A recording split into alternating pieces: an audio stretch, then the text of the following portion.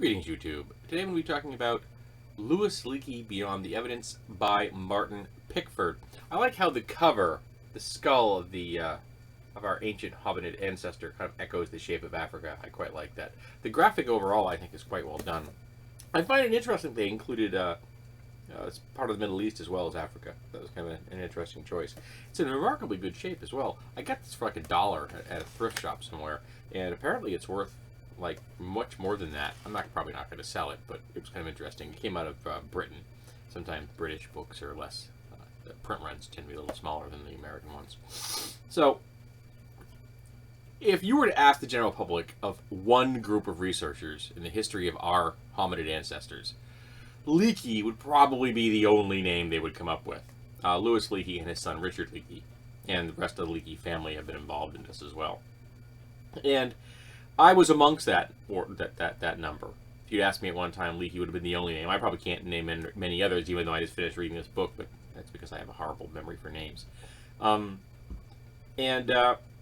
read some of the Leakey's research in the past. It was a long time ago. But when I read it, I was a less critical reader than I am now. Apparently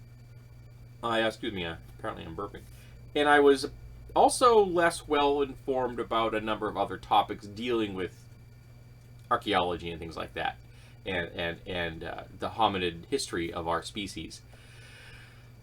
And I didn't see the holes in the Leakey research the way I should have. That I would, if I read that research now, I would have think, hey, no, it's really amazing that the Leakeys are so incredibly lucky to be the one family of anthropologists, archaeologists in the world to be discovering so many things. And I would have questioned why that family had discovered so many things. I would have probably questioned why that family had seemed to be having so much political pull in Kenya and East Africa in general when it came to this type of research into the fossils of our hominid ancestors. I would probably see the politics more than I do now, than I did in the past, because now I've come to realize that everything's politics. But Martin Pickford, he did see through it. And he wrote a book about it, this one, about the holes in Leakey's research. And I use the word research very loosely, because a lot of what Leakey did was more politics than science. And there were things that he didn't do which just stunned me. For example, there was no geologist on his research teams.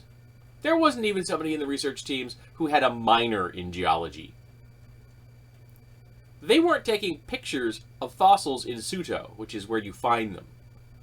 A lot of the time, they were barely taking pictures of the banks that these fossils were being dug out of, mostly the vertical rifts and things that they were working in.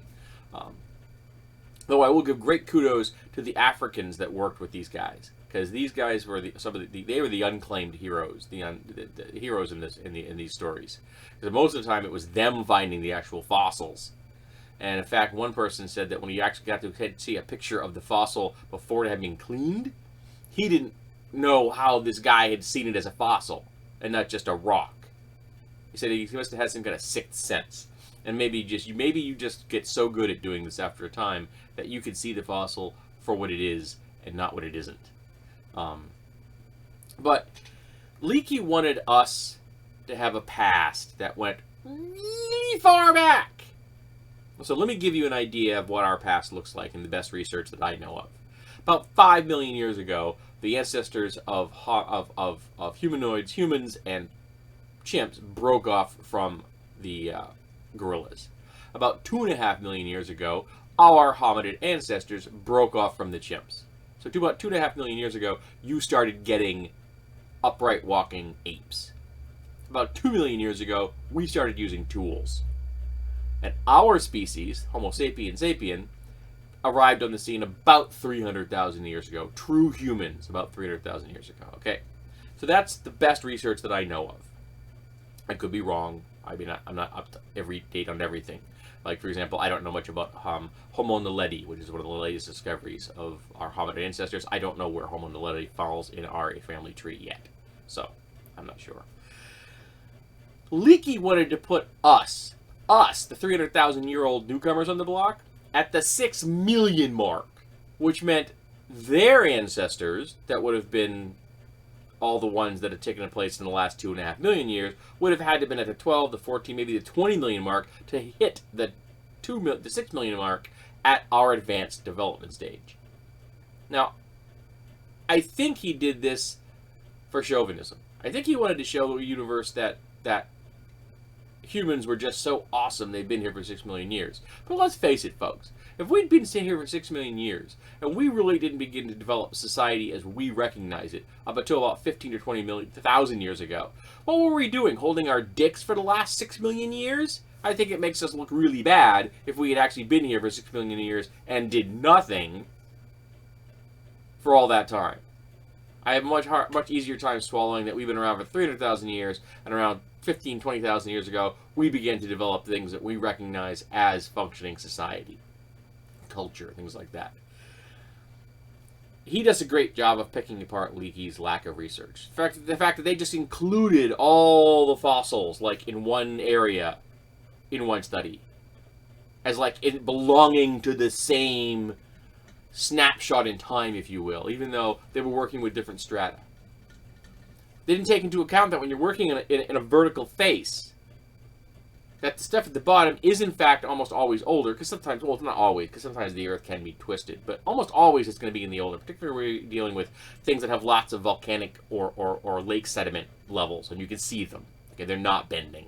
So the stuff at the bottom is the oldest, but that also means the possibility that stuff at the top, or farther up that face, can fall into the lower area. Or, in the case of some research they've shown, that our hominid ancestors can actually bury someone. So they're burying someone into a lower strata, and then it gives you the false impression that the body was from that strata, when in actuality it was from a higher strata, because they had pierced the strata to bury their dead.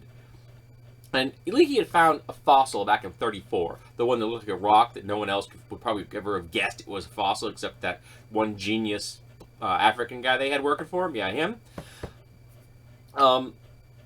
He wanted that to be 6 million years old. He wanted that to be 6 million years old, and even when it was shown to him again and again and again that it couldn't be 6 million years old, he spent 50 friggin' years telling the world it was 6 million years old. You know how old that fossil is? 14,000 years. There's a big difference between 14,000 years and 6 million. So, I can't fault Leakey for opening up the history of our hominid past to the general public. I can't fault them for that. I can fault them for the fact for crappy research, poor documentation, no geologist, and the politicking he did was amazing. He kept researchers out of Kenya, out of East Africa, because he had political pull and he didn't like what they had to say, because what they said ran counter to his humans are really, really old theory. He also had a theory about this giant lake. And this giant lake was important to hominid history. Except the problem is that the giant lake he said existed couldn't, because the structure of the land wouldn't have let it, because one end of the area of the lake that he says it wouldn't existed is lower than the other end of the lake. So the water would have just flowed away. So even if you had a giant lake, it wouldn't have been as big as he said it was. And the lake, in fact, did not exist, because what he was seeing as sedimentary layers from a lake were actually volcanic ash layers from the fact that the region is very volcanically active. There are lots and lots of ash around. It's one of the reasons that so many fossils were preserved so nicely. Ash falls, seals everything up because everything's dead now, and so by the time something starts coming back again, the fossils have had time to be completely buried, and they disappear, so they're not being predated by scavengers and things like that. It basically turns the area into the lunar landscape for a short period of time until life rolls back in. So I can't fault Leakey for bringing these kind of research to the American public, not the world public, not the American public, the world public. I can fault him for apparently being a really crappy researcher. And now that I've read this book, and I think back to what I do remember from reading of what the Leakeys wrote, I have to agree with this guy. Their research was faulty. There were holes all over it that I just didn't notice. It's amazing how, when you become more well-informed, you see the flaws in the past that you didn't before.